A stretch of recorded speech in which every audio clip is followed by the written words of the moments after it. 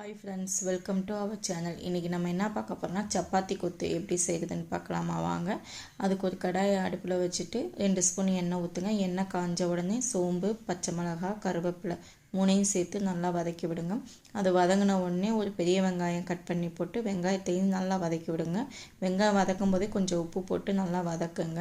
வெங்காயம் வதங்கின உடனே இஞ்சி பூண்டு பேஸ்ட் 2 ஸ்பூன் போட்டு அதையும் நல்லா இஞ்சி பூண்டு பேஸ்ட் பச்சை வாசனை போகிற வரைக்கும் வதக்கி விட்டுட்டு ஒரு தக்காளி கட் பண்ணி போடுங்க. ஒரு தக்காளி நல்லா வதக்கி விடுங்க. வதங்கின உடனே இதுக்கு தேவையான மசாலா ஆட் பண்ணிக்கோங்க.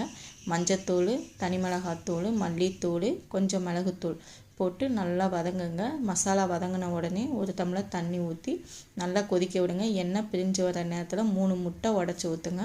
3 முட்டை உடச்சி ஊற்றி கொஞ்சம் நேரம் நல்லா ஃப்ரை பண்ணி விடுங்க. நல்லா வதங்கின உடனே நம்ம சப்பாத்தி பிச்சு வச்சுருக்கேன். நான் இன்றைக்கி ஒரு 3 சப்பாத்தி எடுத்திருக்கேன்.